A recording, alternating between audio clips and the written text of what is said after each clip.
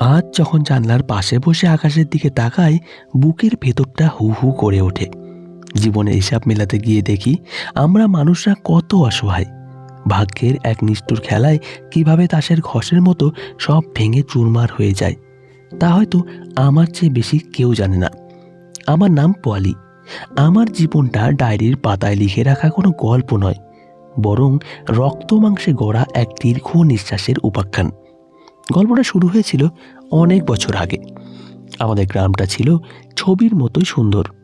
বাবা ছিলেন এলাকার প্রভাবশালী মানুষ, অনেক ধন সম্পদ। আমি ছিলাম তাদের আদরের ছোট মেয়ে। কিন্তু আমার এই প্রাচুর্যের মাঝেই একজনের বাস ছিল, যার কোনো ঐশ্বর্য ছিল না, ছিল শুধু পাহাড় সমান ভালোবাসা। তার নাম সাগর। সাগর ছিল অতি সাধারণ এক ঘরের ছেলে। ওর কোনো জমিদারি ছিল না, ছিল না কোনো নামি দামি পোশাক, কিন্তু ওর হৃদয়ের গভীরতা ছিল সাগরের মতোই বিশাল। আমরা একে অপরকে পাগলের মতো ভালোবাসতাম। কিন্তু আমাদের মাঝে বাধা হয়ে দাঁড়িয়েছিল সমাজের তৈরি করা সেই উঁচু নিচু দেওয়াল। বাবা কিছুতেই মেনে নেবেন না একজন গরিব ঘরের ছেলেকে। তবুও সাগর হাল ছাড়েনি। ও জানতো আমাদের কোনো ভবিষ্যৎ নেই, তবুও আমাকে ভালোবেসে ও যেন এক অন্য জগৎ তৈরি করেছিল। গায়ের মেলায় কত মানুষ কত কি কিনত। সাগর ওর অভাবের সংসার থেকেও সামান্য টাকা বাঁচিয়ে গোপনে আমার জন্য মেলা থেকে মাটির পুতুল, কাচের চুড়ি কিংবা রেশমি ফিতা কিনে আনত। আমি জানি ওই সামান্য জিনিসগুলো কিনতে ওকে হয়তো অনেক নিজের দুপুরের খাওয়া বিসর্জন দিতে হতো। শীতের সেই দিনগুলোর কথা আজও মনে পড়ে। সাগরের মা বাড়িতে শীতের পিঠা বানালে সাগর সেগুলো একটা গামছায় পেঁচিয়ে কুয়াশা ঢাকা ভরে লুকিয়ে আমাদের পেছনের বাগানে আসতো। কনকনে ঠান্ডায় কাঁপতে কাঁপতে ও আমাকে খাইয়ে দিত আর তৃপ্তির হাসি হাসত। আমি বলতাম, সাগর তুমি কেন এত কষ্ট করো? ও আমার দিকে মায়ার চোখে তাকিয়ে বলতো, মার মুখে এই হাসিটুকু দেখার জন্য আমি সারা জীবন কষ্ট করতে পারি পলি।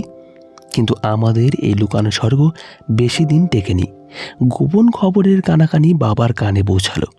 মুহূর্তেই যেন প্রলয় নেমে এলো আমার জীবনে। বাবা আমাকে ঘরে বন্দি করলেন। সাগরের ওপরে চলল নির্মম নির্যাতন। আমার ওপর চাপিয়ে দেওয়া হলো এক অকাল বিয়ে। আমি অনেক কেঁদেছিলাম, বাবার পায়ে ধরে মিনতি করেছিলাম, কিন্তু সেই পাথরের মন গলল না। আমাদের পরিবারের মান সম্মানের কাছে আমার ভালোবাসা হেরে গেল। ধুমধাম করে আমার বিয়ে হয়ে গেল শহরের এক নামী ব্যবসায়ীর সাথে। সাগরের সেই শূন্য চোখের চাউনিটা পিছনে ফেলে আমি নতুন এক জীবনে পা বাড়ালাম। শুরুতে আমার স্বামীর ঘরটা যেন এক জেলখানা মনে হতো। আমি সাগরকে ভুলতে পারছিলাম না। ওর সেই মলিন হাসি, সেই সস্তার চুড়িগুলো বারবার মনে পড়তো। কিন্তু জীবন তো আর থেমে থাকে না। আমার স্বামী লোকটা খারাপ ছিল না। সময়ের সাথে সাথে তার যত্ন আর ভালোবাসায় আমার পাষাণ হৃদয়টা একটু হলেও নরম হতে শুরু করলো। আমি ভাবলাম হয়তো এটাই আমার নিয়তি, হয়তো ভাগ্যের লিখন এইটাই ছিল। আমি চেষ্টা করলাম নিজেকে মানিয়ে নিতে। দেখতে দেখতে 1 বছর 3 মাস কেটে গেল। আমি যখন প্রথম মা হতে যাচ্ছিলাম তখন যেন এক টুকরো খুশির আলো দেখতে পেলাম। ভাবলাম এবার হয়তো আমার সংসারে পূর্ণতা আসবে। কিন্তু বিধাতা বোধ হয় অট্ট হাসি আসছিলেন আড়াল থেকে। আমার জীবনের সবচেয়ে বড় ঝড়টা এলো তখন, যখন আমার পেটে 7 মাসের সন্তান। একদিন খবর এলো আমার স্বামী এক ভয়াবহ সড়ক দুর্ঘটনায় মারা গেছেন। চোখের নিমেষেই আমার সাজানো বাগান শুকিয়ে গেল। সাদা শাড়ি আর বৈধব্যের বিষাদ আমায় গ্রাস করল। স্বামীর বাড়িতে শুরু হলো আমার উপর মানসিক অত্যাচার। আমার শাশুড়ি আর ননদদের কাছে আমি হয়ে গেলাম কুলক্ষণী। তারা বলতে শুরু করলো আমি অপয়া। আমি আসার পর থেকে তাদের সংসারে অমঙ্গল শুরু হয়েছে। স্বামীর স্মৃতি বিজড়িত ঘরটা থেকে আমাকে একরকম ধাক্কা দিয়ে বের করে দেওয়া হলো। অসহায় অবস্থায় ফিরে এলাম বাবার বাড়িতে। যে পলি একদিন রাজকন্যার মতো বিদায় নিয়েছিল, সেই পলি আজ রক্ত হাতে শোকাতুর মনে আশ্রিতা হয়ে ফিরল। কিছুদিন পর আমার কোল আলো করে ফুটফুটে একটা সন্তান এলো। কিন্তু আমার চারপাশের পৃথিবীটা ছিল অন্ধকারে ঢাকা। বাবার বাড়িতেও আমি আগের সেই আদর পেলাম না। সবার চোখেই যেন এক করুণা দৃষ্টি। আমি শুধু ভাবতাম কেন আমার সাথে এমন হলো, কেন আমার কপালে কোনো সুখ দীর্ঘস্থায়ী হলো না। এই যখন আমার অবস্থা ঠিক, তখনই একদিন দুপুরে আমাদের বাড়ির সদর দরজায় একটা পরিচিত ছায়ায় এসে হাজির হলো। আমি আমার সন্তানের মুখে দুধ দিচ্ছিলাম, এমন সময় চোখে পড়ল সেই দীর্ঘ দেহটি, সেই চেনা মুখ, কিন্তু অনেক বেশি রোগা হয়ে গেছে। চোখের নিচে কালি জমেছে। ও সাগর, সেই সাগর যাকে আমি আজ থেকে কয়েক বছর আগে একা ফেলে চলে গিয়েছিলাম। ও আমার সামনে এসে চুপ করে দাঁড়িয়ে রইল। ওর চোখের দিকে তাকাতে আমার লজ্জা লাগছিল। আবার এক বুক হাহাকার উতলে উঠছিল। সাগর এক পা করে আমার কাছে এগিয়ে এলো। ওর হাতের মুঠ হয়ে সেই পুরনো দিনের মতো কিছু একটা ধরা ছিল। ও আমার কোলের শিশুটির দিকে তাকালো, তারপর আমার চোখের দিকে চোখ রাখল। ওর দৃষ্টিতে কোনো রাগ ছিল না, ছিল শুধু একরাশ বিষাদ আর অদ্ভুত এক বেদনা। সাগর ফিস ফিস করে বলল, পলি, দেখেছো বিধাতার কি নিষ্ঠুর খেলা? তুমি আমাকে ছেড়ে সুখের খোঁজ নিয়েছিলে, কিন্তু দেখো তোমার কপালে সেই সুখ বেশিক্ষণ সইল না। তোমার বাচ্চার মুখ দেখার ভাগ্যটুকু তোমার স্বামীর হলো না। কি নির্মম পরিহাস, তাই না? ওর কথাগুলো শুনে আমার বুকটা ফেটে যাচ্ছিল। আমি কোনো কথা বলতে পারছিলাম না, শুধু দু চোখ বেয়ে জল পড়ছিল। বাড়ির লোকজনেরাও তখন সেখানে এসে জড়ো হয়েছে, সবাই নির্বাক। সাগর আমার কাছে এসে হাঁটু গেড়ে বসল। ওর কণ্ঠস্বর এবার আরও নরম হয়ে এলো। ও যা বলল তা শোনার জন্য আমি মোটেও প্রস্তুত ছিলাম না। সাগরের সেই কথাগুলো যেন তপ্ত সীসার মতো আমার কানে বাজছিল। আমি নির্বাক হয়ে ওর দিকে তাকিয়ে রইলাম। আমার কোলের শিশুটি তখন আপন মনে আমার আঁচল নিয়ে খেলছে। ও তো জানে না ওর মা আজ কতটা নিঃস্ব। ও জানে না ওর ভবিষ্যতের আকাশটা কতটা মেঘলা। সাগর আমার সামনে এসে বসলো, ওর দুই চোখ ভেজা। ও আমার দিকে তাকিয়ে একটা দীর্ঘশ্বাস ফেলে আবার বলতে শুরু করলো, পরি, যেদিন তুমি আমায় ছেড়ে পালকিতে চড়ে অন্য বাড়িতে চলে গেলে, সেদিন মনে হয়েছিল আমার চারপাশের বাতাস বন্ধ হয়ে আসছে। আমি দিনের পর দিন গ্রামের ওই পুরনো বটরতলায় বসে থাকতাম, যেখানে আমরা প্রথম দেখা করেছিলাম। সবাই আমাকে পাগল বলতো। মা এসে কান্নাকাটি করতো, বলতো, বাবা কিছু একটা করো। কিন্তু আমি কি করব? আমার তো সবটাই তুমি নিয়ে গিয়েছিলে। আমি ভেবেছিলাম তুমি খুব সুখে আছো, বড় দালান কোঠা, দামি গাড়ি, দামি শাড়ি, এইসবের মাঝে হয়তো তুমি ওই মাটির পুতুলের কথা ভুলেই গেছো। আমি নিজেকে বুঝিয়েছিলাম, সাগরের মতো একটা ভিখারি ছেলের চেয়ে তুমি রাজপ্রাসাদেই ভালো থাকবে। সাগর থামল। ওর গলার স্বর কিছুটা ভেঙে আসছিল। ও বাইরের বারান্দার খুঁটিটা ধরে দূরে তাকাচ্ছিল। তারপর আবার বলতে লাগলো, আমি ঠিক করেছিলাম কোনোদিনও বিয়ে করব না। আমার মনে হয়েছিল যে হৃদয়ে একবার পলির নাম লেখা হয়েছে, সেখানে অন্য কাউকে বসানো পাপ। আমি দিনমজুরি করে পরের জমিতে কাজ করে দিন পার করেছিলাম। হঠাৎ একদিন বাজারে গিয়ে শুনলাম তোমার এই খবরটা। বিশ্বাস করো, পলি, মুহূর্তের জন্য আমার পৃথিবীটা থমকে গিয়েছিল। আমি বুক ফাটা চিৎকার করে কাঁদতে চেয়েছিলাম। কেন এমন হলো? কেন ঈশ্বর তোমার সাথে এমনটা করলো? আমি কি তোমায় অভিশাপ দিয়েছিলাম? না, আমি তো তোমার মঙ্গল চেয়েছিলাম। তাহলে তোমার এই ফুটফুটে বাচ্চাটার মাথার ওপর থেকে ছায়া কেন সরে গেল? সাগরের কথা শুনে আমার মা বাবাও পাশ থেকে ডুকরে কেঁদে উঠলেন। বাবা মাথা নিচু করে বসেছিলেন। আজ ওনার আভিজাত্য, ওনার অহংকার সব ধুলোয় মিশে গেছে। যে সাগরকে একদিন উনি ঘর থেকে তাড়িয়ে দিয়েছিলেন, সেই সাগরই আজ আমাদের এই দুর্দিনে এসে সামনে দাঁড়িয়েছে। আমার শাশুড়ির সেই নিষ্ঠুর কথাগুলো মনে পড়ছিল। তারা আমাকে অবয়া বলেছিল আমার পা রাখার কারণেই নাকি তাদের ছেলে মারা গেছে। কিন্তু সাগরের চোখে তো ঘৃণা নেই, সেখানে শুধু মায়া উপচে পড়ছে। সাগর এবার আমার দিকে সরাসরি তাকালো। ওর চোখে এক দৃঢ় প্রতিজ্ঞা।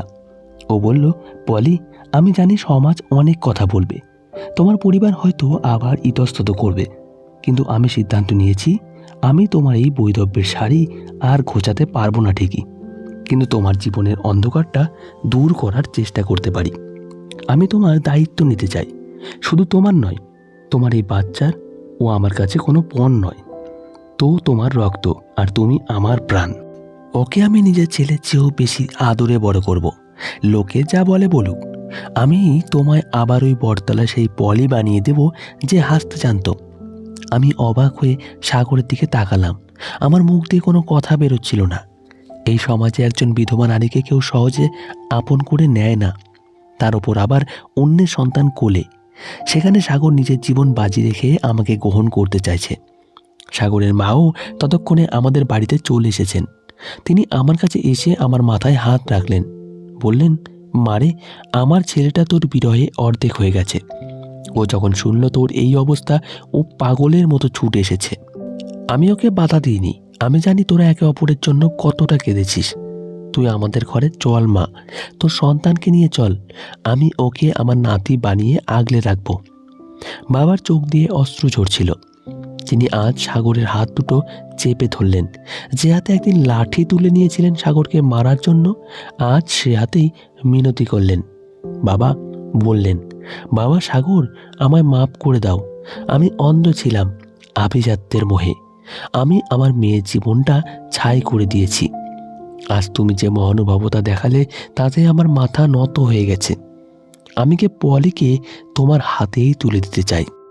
তুমি পারো ওকে আবার বাঁচার স্বপ্ন দেখাতে। সাগর আমাকে সেদিনে নিতে চেয়েছিল, কিন্তু আমি ওকে বললাম, সাগর, আমাকে একটু সময় দাও। আমার এই ছোট প্রাণটা এখনো কিছু বোঝে না। ও যেন বড় হয়ে জানতে পারে ওর একজন বাবা ছিল যে ওকে পৃথিবীতে এনেছে, আর একজন বাবা আছে যে ওকে পৃথিবীটা চিনতে শিখিয়েছে। সাগর হেসে দিল, সেই পরিচিত হাসি যা দেখে আমি একদিন প্রেমে পড়েছিলাম। ও বলল, তোমার যত সময় লাগে নাও পলি, আমি তো তোমার জন্য সারা জীবন অপেক্ষা করতে রাজি। কয়েকটা মাস বা কয়েকটা বছর তো কিছুই না। আমি এখানেই আছি তোমার ছায়া হয়ে। এর পরের দিনগুলো ছিল এক অদ্ভুত প্রশান্তির। সাগর প্রতিদিন আমাদের বাড়িতে আসতো। ও আগের মতো এই গোপনে কিছু না কিছু নিয়ে আসতো, কিন্তু এখন আর সেটা গোপন ছিল না। মেলা থেকে এখনও আমার বাচ্চার জন্য ঝুনঝুনি আর মাটির গাড়ি কিনে আনতো। আমার বাচ্চাটাও যেন সাগরকে চিনতে শুরু করলো। ও সাগরের কোলে গেলেই খিলখিল করে হেসে উঠত। সেই হাসি দেখে আমার মনে হতো, হয়তো সত্যি ঈশ্বর যা করেন মঙ্গলের জন্যই করেন। আমার আগের স্বামী হয়তো আমাকে প্রাচুর্য দিয়েছিলেন, কিন্তু সাগর আমাকে দিচ্ছে আত্মসম্মান আর নিঃস্বার্থ ভালোবাসা। গ্রামের মানুষ অনেক কথা বলেছিল, পিঠ পিছু সমালোচনা হয়েছিল, কিন্তু আমরা কেউ কান দেইনি, কারণ আমরা জানতাম কষ্টের আগুন পুড়ে আমরা এখন খাঁটি সোনা হয়ে গেছি। সাগর তার কথা রেখেছিল। ও নিজের পরিশ্রম দিয়ে ছোট একটা ঘর সুন্দর করে সাজালো। ও বলল, পলি, রাজপ্রাসাদ দিতে পারবো না, কিন্তু এই কুঁড়ে ঘরে তুমি শান্তিতে ঘুমাতে পারবে। অবশেষে একদিন সাদামাটাভাবে আমাদের বিয়ে হলো। কোনো ধুমধাম ছিল না, ছিল শুধু হৃদয়ের টান। আমি যখন সাগরের ঘরে পা রাখলাম, তখন আমার কোলে আমার সেই ছোট সন্তান। সাগর ওকে কোলে নিয়ে আকাশের দিকে তাকিয়ে বলল, বাবা, দেখিস তোর বাবা তোকে কখনো কোনো অভাব বুঝতে দেবে না। সেটা আমি বুঝলাম, ভালোবাসা শুধু পাওয়ার নাম নয়। ভালোবাসা মানে হলো অন্য একজনের দায়িত্ব নেওয়া, তার অন্ধকার জীবনকে আলোয় ভরিয়ে দেওয়া। আজ অনেকগুলো বছর পার হয়ে গেছে। আমার ছেলে এখন স্কুলে যায়। ও জানে না সাগর ওর জন্মদাতা পিতা নয়, কারণ সাগর ওকে কোনোদিন সেই অভাব বোধ করতে দেয়নি। সাগর আগের মতোই সেই সহজ সরল মানুষটা আজও শীতের সকালে আমার জন্য গরম গরম পিঠা নিয়ে আসে। আমি হাসি মুখে ওর দিকে তাকাই আর ভাবি, জীবন কত অদ্ভুত। যে সাগরকে একদিন সমাজ তুচ্ছ করেছিল, সে সাগরই আজ আমার জীবনের সবচেয়ে বড় অবলম্বন। আমাদের এই গল্পটা হয়তো সবার কাছে খুব সাধারণ মনে হতে পারে, কিন্তু আমার কাছে এটা একটা অলৌকিক প্রাপ্তি। আমি শিখেছি, ধন সম্পদ চিরকাল থাকে না, কিন্তু মানুষের ভালোবাসা আর সততা অমর হয়ে থাকে। যারা ভাবেন একবার পথ হারলে আর ফিরে আসা যায় না, তারা ভুল। ভাগ্য আমাদের অনেক সময় কঠিন পরীক্ষায় ফেলে, কিন্তু যদি সাথে একজন সঠিক মানুষ থাকে, তবে সব বাধা পার হওয়া সম্ভব। আমার এই কাহিনী শোনার পর হয়তো অনেকেরই চোখে জল আসবে, কিন্তু আমি চাই আপনারা এই জল মুছে একবার হাসুন, কারণ অন্ধকারের পরেই তো ভোরের আলো ফুটে ওঠে। সাগর আর পলি আজ সুখে আছে, আর সেই সুখের মূলে রয়েছে কেবল ধৈর্য আর বিশ্বাস। আমার জীবনের এই চরম সত্য গল্পটি আজ আপনাদের শোনালাম। জানি না কার মনে কতটা নাড়া দেবে, তবে যদি কেউ আমার মতো এমন পরিস্থিতিতে পড়েন, তবে ভেঙে পড়বেন না। মনে রাখবেন, পৃথিবীতে এখনও সাগরের মতো নিঃস্বার্থ মানুষ আছে, যারা কোনো কিছুর বিনিময় ছাড়াই ভালোবাসতে জানে। ভালোবাসা মানে হার মেনে নেওয়া নয়, ভালোবাসা মানে লড়াই করে নিজের মানুষকে আগলে রাখা। গল্পের শেষটা আমি এভাবেই করতে চাই। পলি আর সাগর আজ এক অন্য পৃথিবীতে বাস করছে, যেখানে কোনো উঁচু নিচু ভেদাভেদ নেই, যেখানে আছে শুধু পরম মমতা। আমার ছেলের মুখের দিকে তাকালে আমি সেই পুরনো সাগরের প্রতিচ্ছবি দেখতে পাই। ঈশ্বর হয়তো আমাদের অনেক কিছু কেড়ে নেন, কিন্তু তার চেয়েও বেশি কিছু ফিরিয়ে দেন, যদি আমাদের মনের সঠিক নিয়ত থাকে। আজ আমি তৃপ্ত, আজ আমি সুখী। ধন্যবাদ সকলকে।